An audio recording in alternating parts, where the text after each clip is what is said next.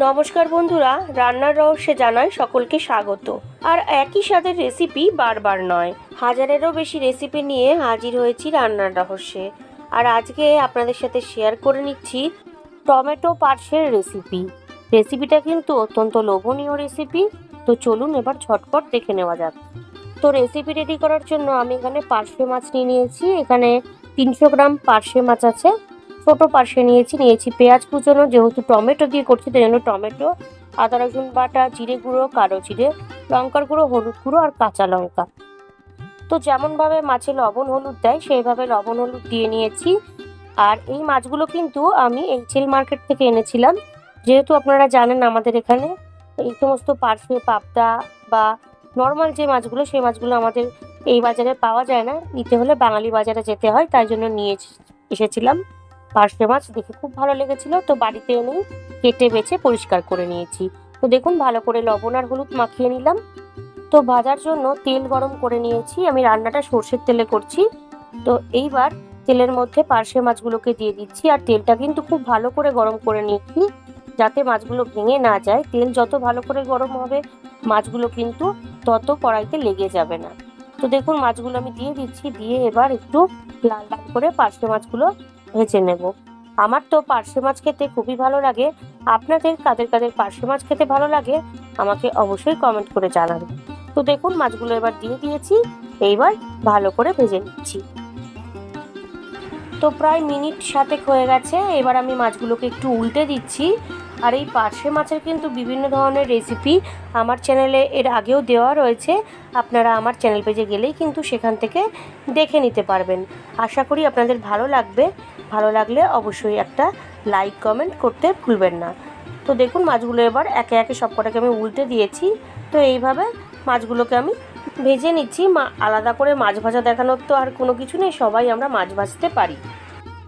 তো ফাইনালি মাছগুলো ভাজা হয়ে গেছে। এবার মাছগুলোকে আমি তুলে নিচ্ছি। তো এর থেকে বেশি আর ভাজবো না। এইবার ওই মাছ ভাজার তেলেতে 1/2 টিস্পুন কালো জিরে দিয়ে দিলাম। দেওয়ার পরে 2টো মিডিয়াম সাইজের পেঁয়াজ কুচো দিয়ে দিলাম। এখানে পেঁয়াজের পরিমাণটা আমি একটু বেশি নিয়েছি, অর্থাৎ খুব বেশি না, একটু বেশি। আর কয়েকটা চেরা কাঁচা লঙ্কা দিয়ে দিলাম। দিয়ে এবার সমস্ত কিছু একটু ভালো করে লাল লাল করে ভেজে নেব। অর্থাৎ পেঁয়াজটা সফট হবে কিন্তু পেঁয়াজটা একটু গোল্ডেন ব্রাউন হবে, তার পাশাপাশি কিন্তু পুড়বে না, সেইভাবে আমি ভেজে নেব। প্রায় মিনিট 6 পেঁয়াজটাকে ভেজে নেওয়ার পরে দিয়ে দিচ্ছি টমেটো। এখানে আমি 3টে বড় সাইজের টমেটো কেটে নিয়েছি রাফলিভাবে, সেটা দিয়ে দিলাম। টমেটো পার্শে কেন, এই রান্নায় কিন্তু টমেটোর পরিমাণটা বেশি পড়বে। টমেটোটাই কিন্তু একটা গ্রেভির টেক্সচার এনে দেবে। তো টমেটোটাকে সফট করার জন্য দিয়ে দিলাম লবণ। দিয়ে এবার একটু সময় নিয়ে টমেটো, পেঁয়াজ, কাঁচা লঙ্কা আবারও ভেজে নিচ্ছি। তো বন্ধুরা কিছুক্ষণের জন্য আমি একটু ঢেকে দিয়েছিলাম, ওই 3-4 মিনিটের জন্য। তো দেখুন টমেটোগুলো কিন্তু সফট হয়ে গেছে।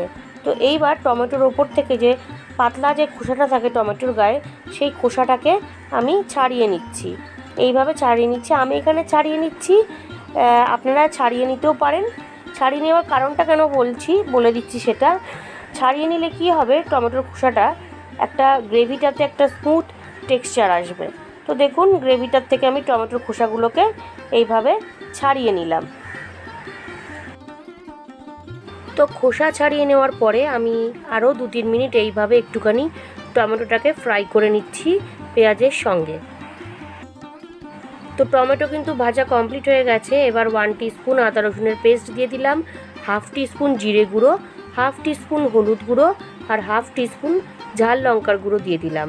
দিয়ে এবার সমস্ত কিছু ভালো করে কষিয়ে নেব যতক্ষণ না অয়েল রিলিজ করে যায়। তো দেখুন সামান্য একটু জল দিয়ে দিলাম যাতে মশলাটা পুড়ে না যায়। তো এবার ভালোভাবে মিশিয়ে নিচ্ছি। আর এই পার্শে মাছের ঝাল খেতে কিন্তু খুবই ভালো লাগে গরম গরম ভাতের সঙ্গে। আপনারা অবশ্যই বাড়িতে একবার ট্রাই করে দেখবেন। তো আপনারা দেখলেন স্বাদ অনুসারে লবণটাও দিয়ে দিলাম। তো বেশ কিছুক্ষণ নেড়ে নেওয়ার পরে এবার দিয়ে দিচ্ছি এর মধ্যে ওই 1 কাপের একটু কম জলটা আপনারা আপনাদের আন্দাজ অনুযায়ী দেবেন। তো জলটা দিয়ে ভালো করে একটু মিশিয়ে নিলাম। তো ফাইনালি গ্রেভিটা কিন্তু একদম রেডি হয়ে গেছে। এইবার আমি ভেজে রাখা পার্শে মাছগুলো গ্রেভির মধ্যে দিয়ে দেব। দিয়ে কিন্তু বেশিক্ষণ ফোটাবো না, ওই মিনিট 3-4 মতন ফুটিয়ে নেব। তো দেখুন মাছগুলোকে দিয়ে এবার আলতো হাতে একটুখানি ভালো করে মিশিয়ে দিচ্ছি। মিশিয়ে দিয়ে 2-3 মিনিটের জন্য ঢাকা দিয়ে দিলাম। 2 থেকে 3 মিনিট বাদে ফিরে এলাম। আপনারা দেখুন টমেটো পার্শে কিন্তু আমার অলমোস্ট ডান। এবার জাস্ট ওপর থেকে নামানোর আগে একটু ফ্রেশ ধনেপাতা দিয়ে দিলাম। আর ধনেপাতাটা আমি একটু বেশি দিয়েছি, ধনেপাতার ফ্লেভারটা কিন্তু এই মাছের সাথে খুব সুন্দর যায় আর মুখে পড়ে যখন খুব ভালো লাগে খেতে। তো দেখুন রেসিপি কিন্তু আমার অলমোস্ট ডান। তো ফাইনালি টমেটো পার্শে আমার একদম রেডি। ভালো লাগলে অবশ্যই একটা লাইক কমেন্ট করে আমাকে জানাবেন কেমন লাগলো। তো দেখুন এবার গ্যাসটাকে অফ করে দিয়ে এটা গরম গরম সার্ভ করব। আজকের রেসিপি টমেটো পার্শে আমার একদম রেডি। ভালো লাগলে বাড়িতে অবশ্যই ট্রাই করবেন ও টেস্টের আনন্দ নেবেন। তার পাশাপাশি লাইক শেয়ার কমেন্ট করতে ভুলবেন না। আর নতুন বন্ধুরা যারা এখনও পর্যন্ত আমার চ্যানেলটিকে সাবস্ক্রাইব করেননি তারা আরও ভালো ও নতুনত্ব রেসিপির জন্য রান্নার রহস্যকে অবশ্যই সাবস্ক্রাইব করবেন। ধন্যবাদ।